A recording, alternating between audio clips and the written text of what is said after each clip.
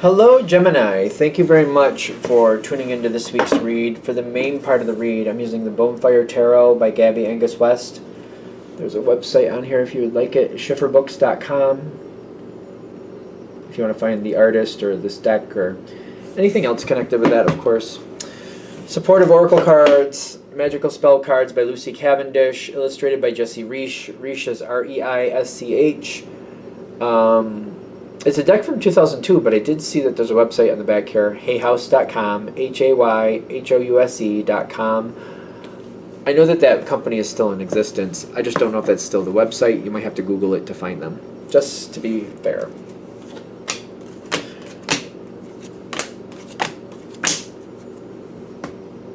Slap, slap, slap. What do we have for Gemini here?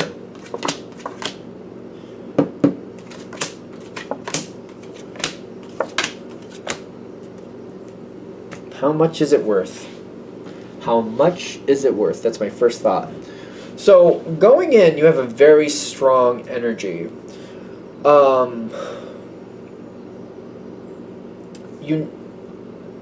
There's like, I feel like there's this wide open space, like a field or something.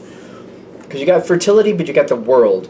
And it makes me feel like, I don't feel like anything's like planted, but I feel like there's all this in front of you, like all this opportunity, all this, like I can make so much happen here. It's almost like I own this big giant piece of land, and now I just got to decide what I'm going to do with it. But when I decide, that's going to have some like repetitious payoff. On your side, you have success in the Queen of Swords. A lot of thoughts, and I love going into this, but the thing is, and maybe this is a Gemini thing, let me know. Seeing a lot of possibilities is good, but moving on one of them is the key. So you have to decide what you're going to do and how you're going to do it. Be one moment. Sorry about that. Alright, so you have success in front of you, and you have the Queen of Swords, which means you're seeing a lot. Okay, so you see a lot. You see a lot of ways to do it. That's Gemini 101 though. We got to pull it into reality. This kind of reminds me of Pisces a little bit. I know you're not Pisces, but it's kind of like having the thought is one thing, creating it is another, right? So, and you have success here, and you know you're like, it's kind of like, even though there's a lot of different angles to this, I'm feeling like I'm in this position to where I can catch the fly balls. The curve balls won't take me down. I will make this work. This will work. I know of a lot of different possibilities here, and it's heavy in the way it could go my way. But this is what's also holding me back. The Nine of Swords and the Peace. I'm noticing the Nine of Swords comes in before the Peace. Kind of like, if I start this, it's going to take a lot. And you know yourself well enough, for the people this is going to hit for, you know yourself well enough, kind of like, I know I'm going to like this in the beginning, but it will have moments where it's very tedious and draining. I'm not always going to like it. I might like the outcome. It kind of reminds me of somebody who works out a lot. They like the outcome, but they might hate the actual working out to make it happen. Like, you know, all the time and effort they put into it, they're like, oh, I got to work out again. But they like the result, so they keep doing it. And I feel like this is kind of like the same thing. Like, I love the result. I like what it gives me, what it garners me. But like the effort, I know it's going to drive me nuts. I'm going to have many days where I'm just not even going to want to get up early to go do this. It's like getting up like 2 or 3 hours early to go work out to keep that physique, and like hating doing it, but loving the fact that I'm able to keep my body where I want to keep it. It's like putting it, and like all the other things you have to put into that, like the way you eat, what you eat, keeping on point. Like I get a great result that I want, but there's a lot of effort, and you're like, all right, if I start this, it's only going to be successful as long as they put in that energy, that effort. If I start slacking, my result starts fading away too. So I'm like, I have to really kind of look at this, like, do I really want this enough to hold myself to this standard, because I know I'm going to have to. The thing is, the payoff is really great to you. It's like, it's a really great payoff, and I really do want it. These cards are crossing each other. The Six of Cups with the Three of Cups. For the success of this situation and the longevity of it, and I don't know if this is a weird way to put that analogy, but I'm getting like, they're giving me the workout thing, and it's a lot.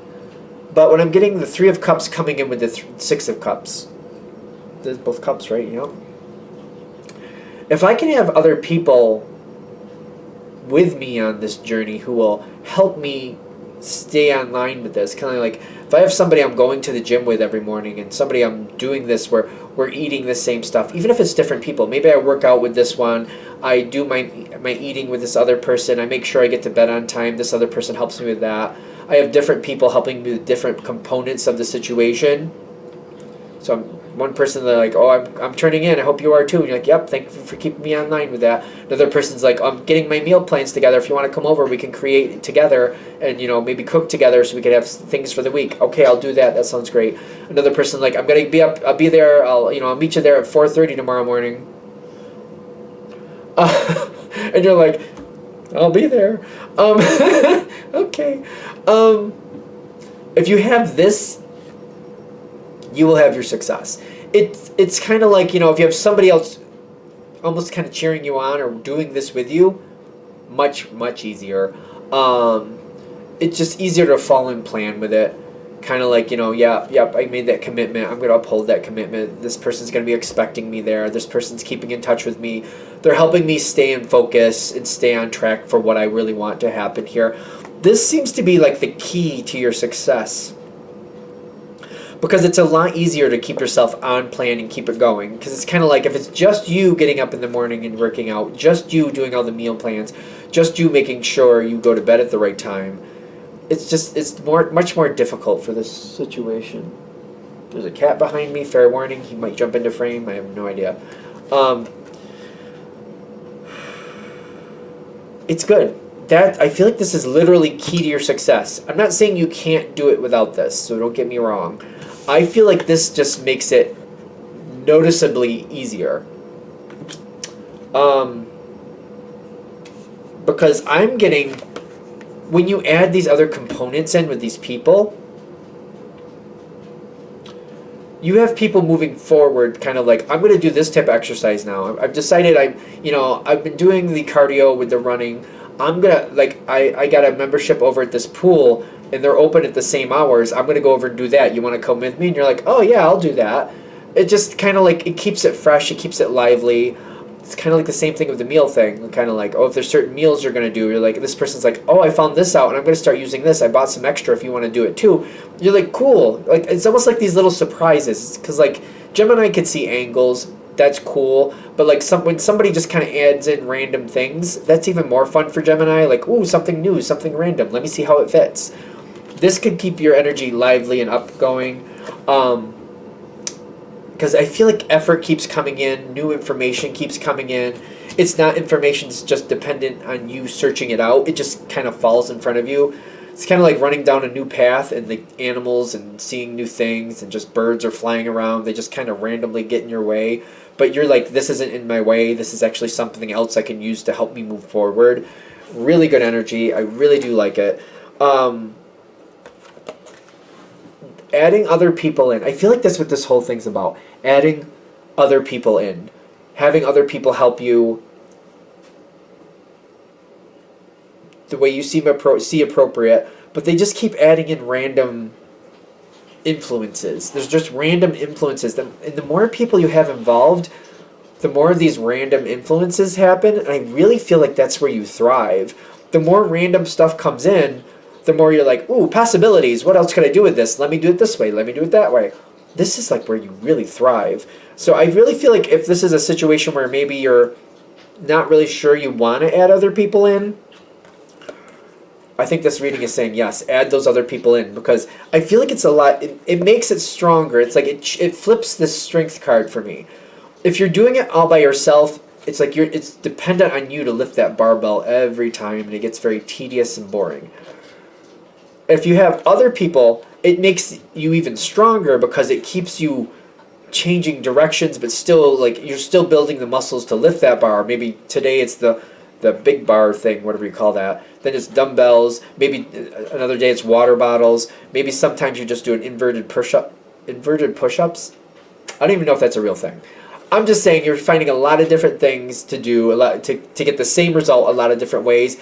It just keeps you motivated to keep going in different directions, because when something is presented to you as a different possibility, it's more exciting than you having to unearth it and dig it up. It's kind of like, somebody, bringing you a skeleton rather than you having to go onto excavating and trying to find if there's one there or not, if that makes sense. I just feel like this is so much more fun for you. This is really fun.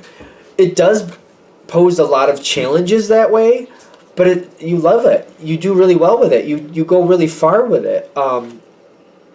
It's one of the few times I've seen the Five of Wands come in where there's conflict, but you're thriving. They're saying you're loving the conflict because it's not like vicious conflict. It's conflict of like, how do I do it this way? How do I make sure I can do something differently but still get the result I want? And people are like saying, I'm bored of doing it that way. I want to do it this way. And you're like, okay, we can do it that way, but we're going to have to like edit it a little bit to make sure we get the same result. Conflict, like, you thrive in this conflict. Again, it's not vicious conflict.